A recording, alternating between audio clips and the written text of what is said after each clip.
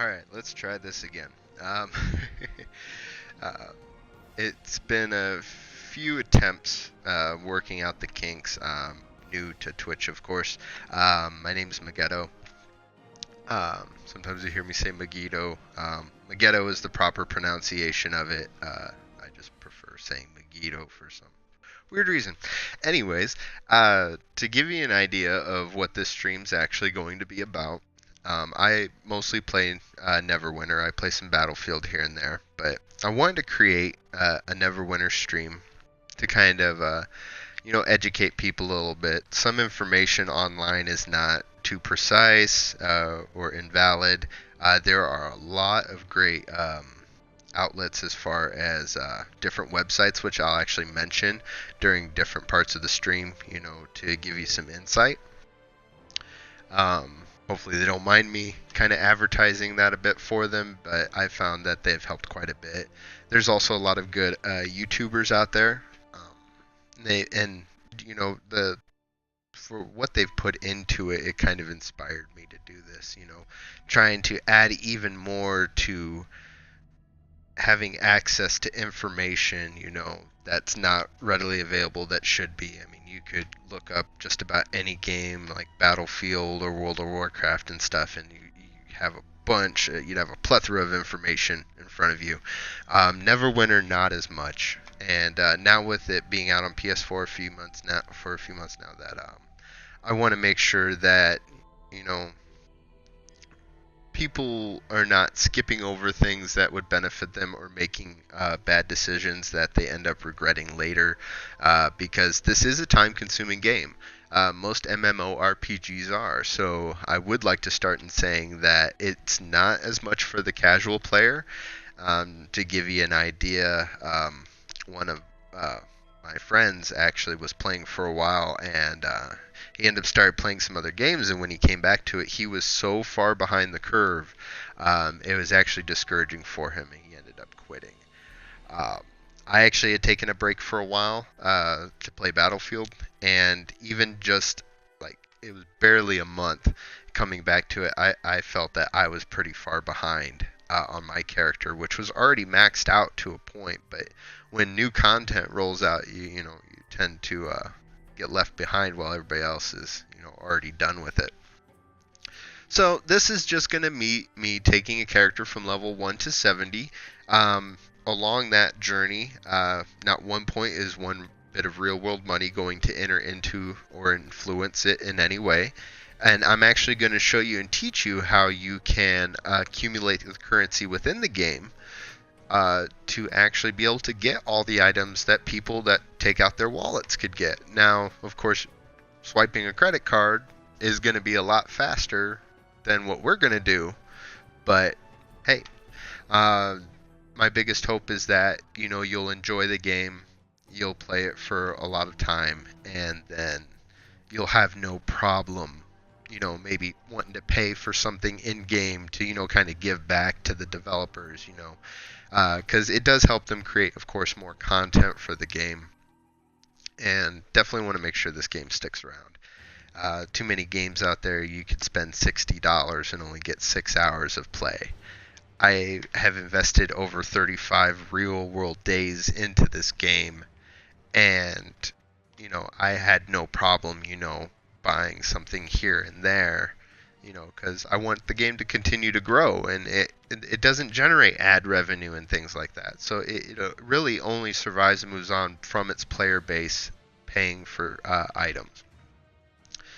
Now we'll have a lot of people out there saying that, oh, there's a paywall, it's pay to win and things like that. That it's not true, and that's what I want to do with this channel. And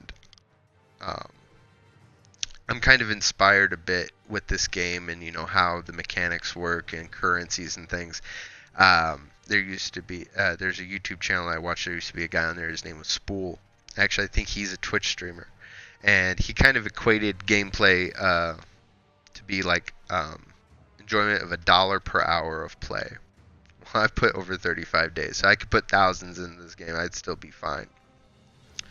But you buy a game for $60, you get 6 hours of content, or you can download this free-to-play game and get hours upon hours of content And if you choose to, you can put real world money into it. And it's just my hope that more people start playing this game because it is a really great game. I've played World of Warcraft and I've played Guild Wars and things like that. Never got too much into what was the name of it? EverQuest maybe, or Rift. I don't know. Those other MMOs. I never really got too much into those. You kind of get discouraged, when you are playing an MMO where you're paying a monthly fee, you're paying for the discs to start, you're paying for every expansion. This one, you don't have that. You can just download it at no cost, and you get to play for free as long as you want.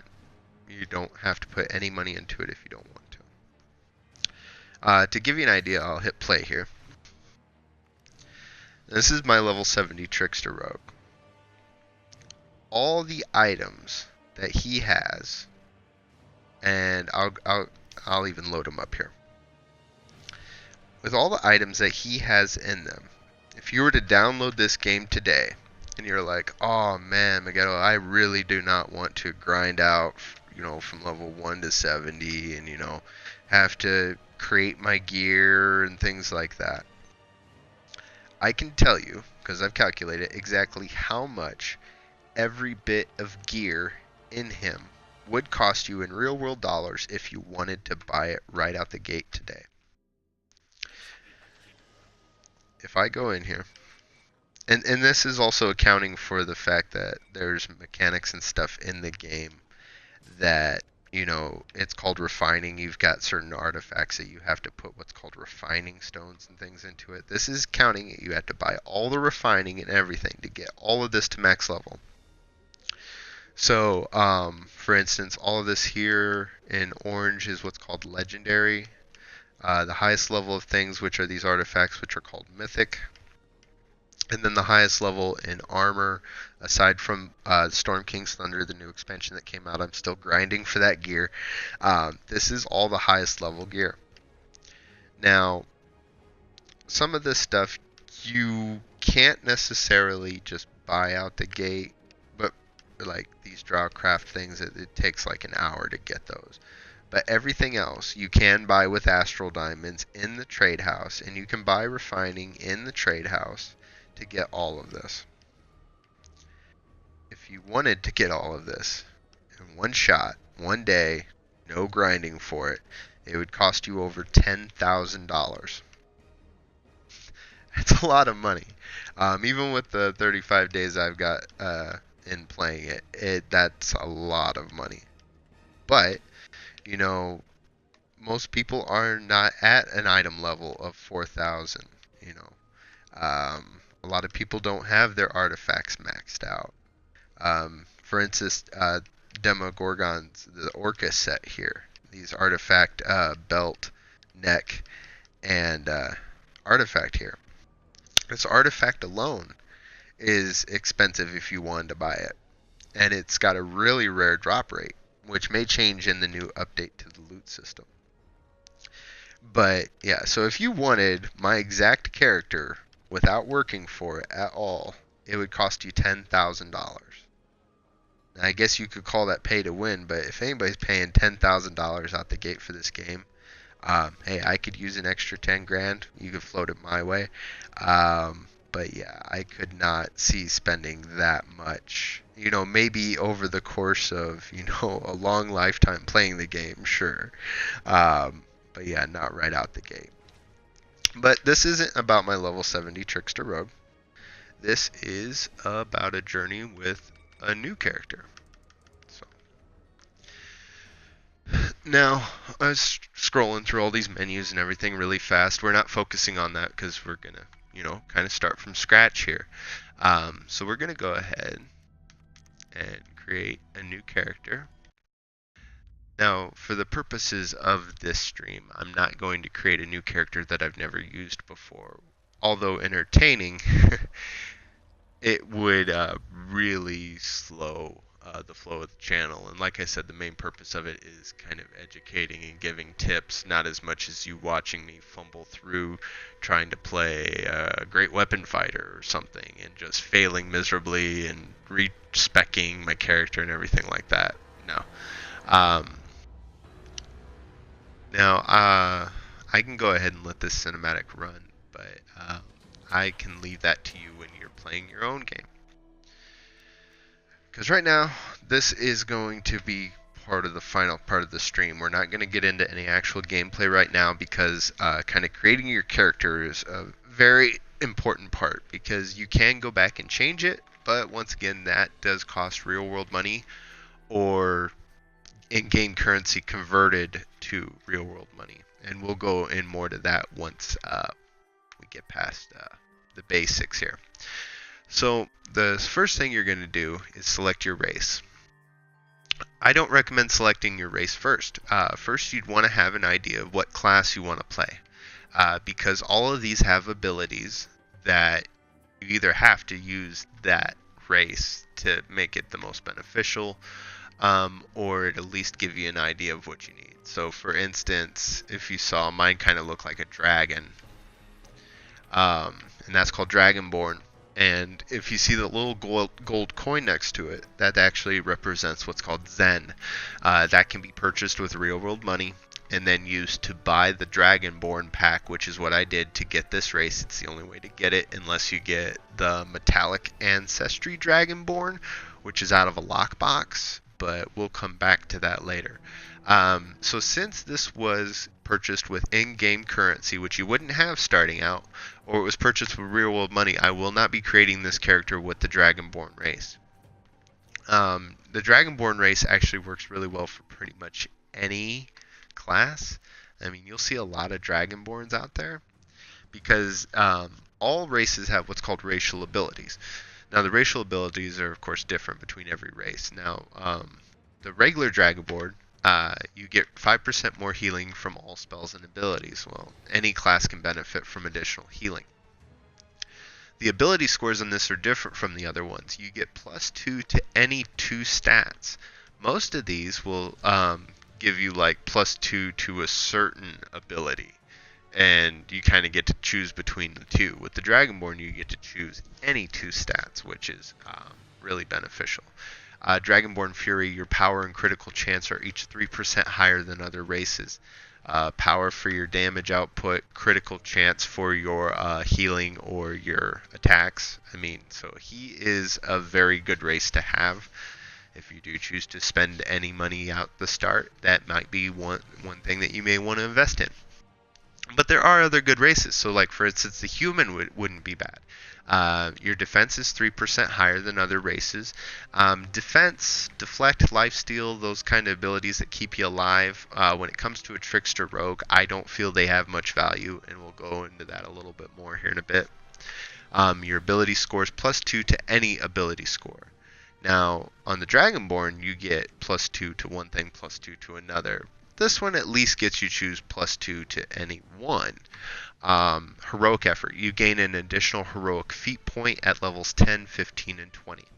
Heroic feats, which we'll get into at a later thing, this, depending on the class that you choose, can be very beneficial to have those extra 3 points. You only get so many points for your heroic feats, which can affect anything from your damage output, your lifesteal, things like that.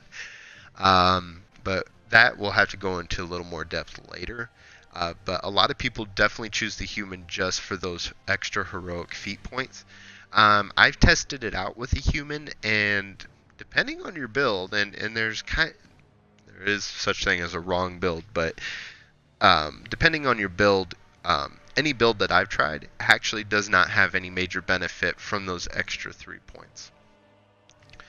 And so, to give you an insight, when I first created my character, before I got my Dragonborn, I was a drow. And the only reason that is because I play regular D&D. I read the Dritz books by R.A. Salvatore. So I really like Dark Elves and Drows, and I was like, well, heck, a little Trickster Rogue in and out, what better than a Dark Elf? And when I first started, I didn't pay attention to anything, and I kind of shot myself in the foot a bit. Its racial abilities are not incredibly awful, but there's definitely better choices out there.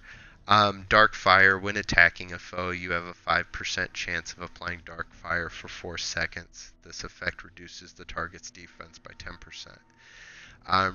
Reducing a target's defense by 10% is really great. However, only 4 seconds of that and only a 5% chance to do so. I'm sorry, I know Trickster Rogues hit a lot of little damage over time in attacks, but 5% is very low. Ability scores +2 to Dexterity and either +2 to Charisma or Wisdom. That's actually not bad at all for Trickster Rogue. My Trickster Rogue, my level 70, actually doesn't focus on Dexterity, which is kind of throwing things into the face of the whole D&D construct, but the character we're creating today is actually going to have Dex and Strength as its main. So this case, +2 Dexterity would be good. +2 Charisma or 2 Wisdom. Wisdom, I would feel no need to have that at all in the Trickster Rogue. Charisma, though, Charisma in my level 70 is huge. And that's because it entangles something called Combat Advantage bonus. So when you have an ally on one side of an enemy and you're on the other, you actually get an increase to your damage output. So for its ability scores, that's great. +2 Dex for your critical strikes and +2 Charisma for your Combat Advantage damage. That's actually really good. Trance, you recover at campfires twice as quickly. In my experience, if you're hanging out too long at a campfire anyways, most of your group's probably going to leave you behind. And there's other things out there that make it so you don't have to be hanging out at campfires all the time. But I didn't know that starting out. So actually, after playing the game, if you don't want to invest anything into getting the Dragonborn race, at least not right away, I found that, the half-orc and the halfling are probably your best choices. The half-orc, you get critical severity is 5% higher than other races, which is awesome. We're going to be focusing on Dexterity, which is our critical chance. So every time we hit a critical, we're going to hit for 5% harder in our critical bonus. Ability scores, +2 to Dexterity. That's awesome. And you get +2 Constitution or +2 Strength. Well, we're definitely going to throw that into Strength, and Dex are going to be our main two focuses anyways. And you gain 10% bonus to run speed for 3 seconds when you enter combat. This effect can only occur once every 20 seconds. Well, 20 seconds in most combat situations, your combat's complete within that time, so that's fine. The reason why I like the half-orc is that Swift Charge will work in either a PvP encounter or a PvE encounter. So whether you're playing against regular people or just the game itself, that's going to be really good. Now, if you're going strictly PvP, I'd probably recommend going with the halfling. The halfling, your small stature and quick movements give you a deflection chance. Like I said, I'm not too thrilled about the defense stats, and the reason behind that was because the Trickster Rogue's kind of the squishiest class out there. The whole point of a Trickster Rogue is to get in, do damage, and get out. You stealth, you go in, you roll away. You're not going to be hanging around to get hit. It's the whole point of a Trickster Rogue is to not get hit in the first place. So, taking points and stuff away and putting them into your defense and deflection is of course, probably going to end up taking away from your damage output.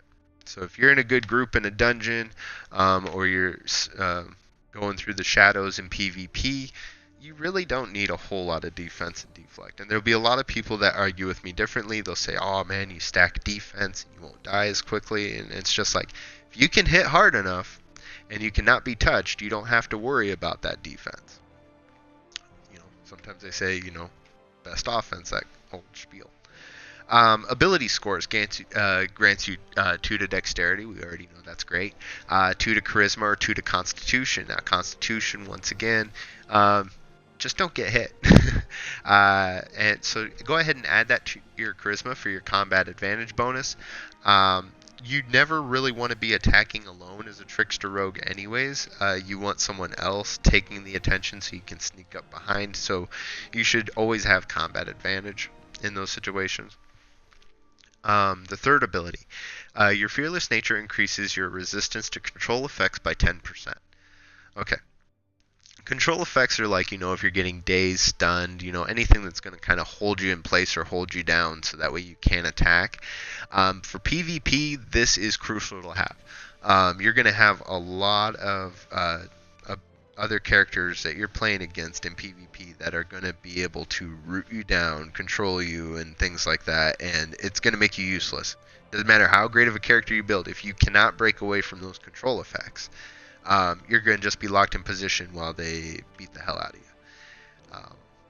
I'm not saying that has to be your main focus, but it's definitely something to look into, and there actually are powers in the Trickster Rogue lineup that can actually help with that as well.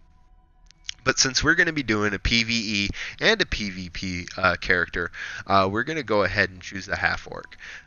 His stats are by far anything better than anything you're going to find with Wood Elf or Sun Elf. And most of these other races are only going to benefit for, using a different class of character. Like the Tiefling is going to be great for your Scourge Warlocks or your Control Wizards. Some people I've seen running around as a Tiefling with the Trickster Rogue. It does have decent stats for that, but the stats could be better utilized with a different class. So we're going to go ahead and choose half-orc. I'm not going to spend a lot of time, decorating him and things like that, just because, I already have my own Trickster Rogue. And you're going to be spending enough time creating your own character. You don't need to watch me create mine.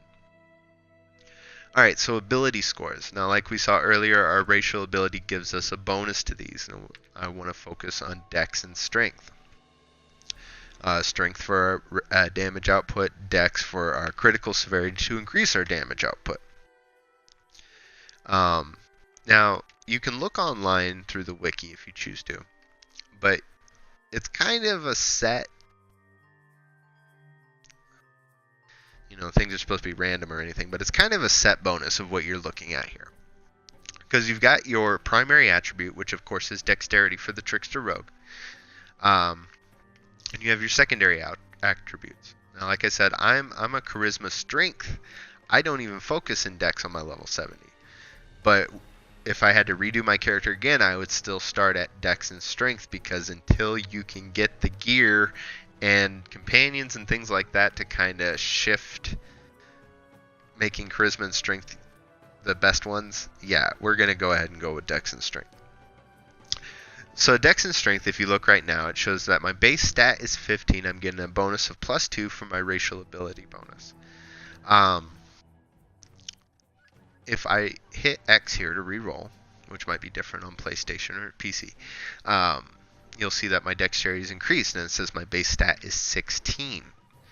Now, 16 and then 15 and 13 is kind of the only balance you can have. So you could make this one a base stat of 15, this one be 13. If we reroll again, we can change it. So now dexterity, we have a base stat of 18, but our strength goes down to 15. It's kind of hard finding the right balance, because strength, like I said, is your overall damage percentage, whereas dex can increase that based on your critical chance, which is going to increase by your critical severity. I would go ahead and recommend trying to find a good balance here. To give you an idea, Constitution, Wisdom, and Intelligence should all be at 10s for any consideration. So here we go. We've got 19 here, 16 here, and 13 here. If we wanted to focus completely on dexterity, this would probably be the best roll. But we want something a little different. And you can re-roll as many times as you want as well. So here, this one's not bad. Kind of gives us an even field here for dexterity and strength. Excuse me. But we want something just a little different. And I apologize if we have to re-roll a few times to get to it, but you may have to do that yourself. I actually want, and really at no point, unless you have a racial ability bonus, should your dexterity and should your strength exceed your dexterity, because it gets priority over the other ones. So, I mean, to be honest, 18, 18, and 12 might be our best option. It's going to give us kind of a bonus. The reason why it'd be nice to have strength higher, if you could, is just because there's not a whole lot that you can do to affect strength itself. But dexterity, which is more to your critical chance, there's a plethora of things, especially with a Trickster Rogue, that can affect your critical chance. But we'll keep it balanced. We'll go ahead and do the 18, 18, 12. I think that's going to be our best option. I mean, nothing else is really popping out here.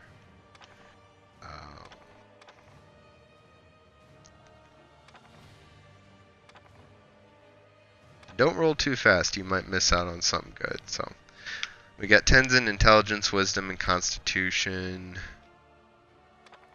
Seems like the only thing we can get is increased dexterity when we adjust this here. And that's just not what we really want at the moment.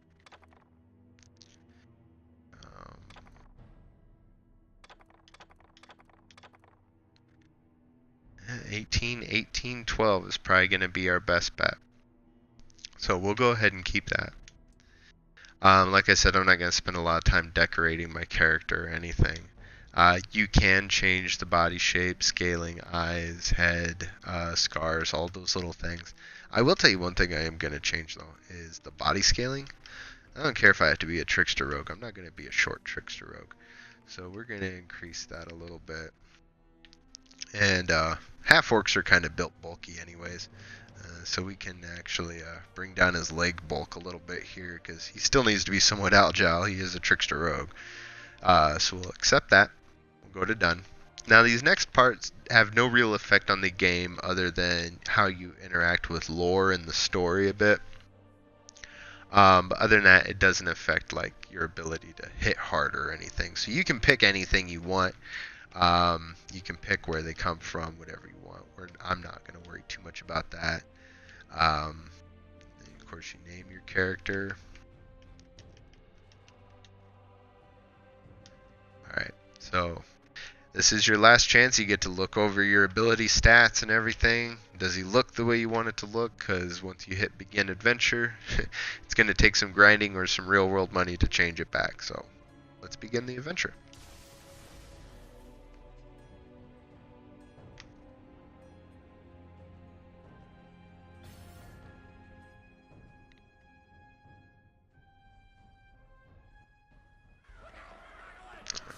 Get this little cinematic here, and then this is going to go into the tutorial section.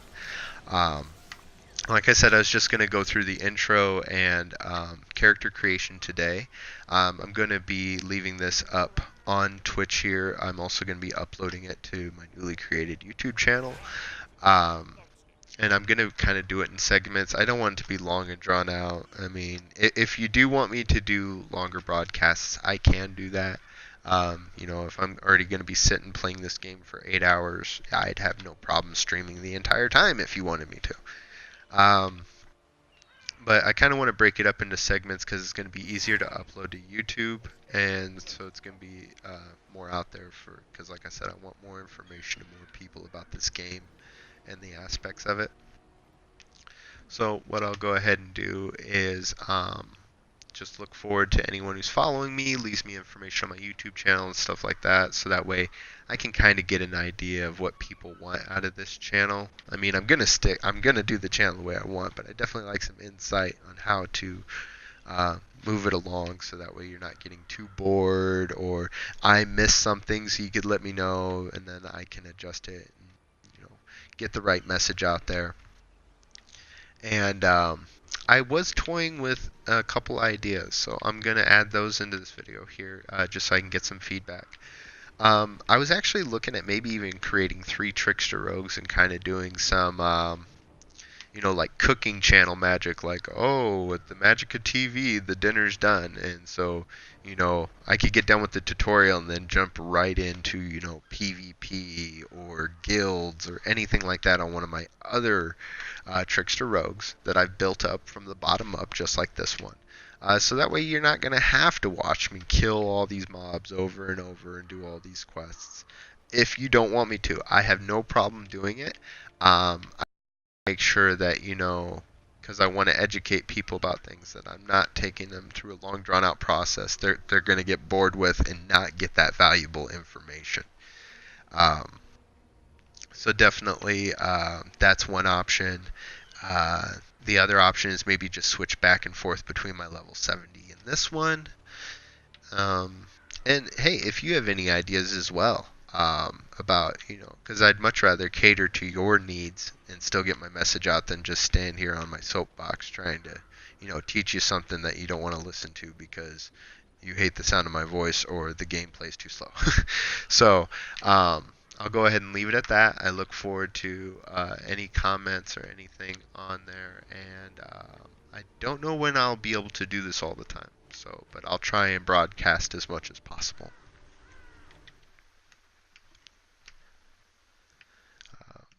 Other than that, I guess that's it. Look forward to putting another video and looking forward to your feedback. Thanks a lot.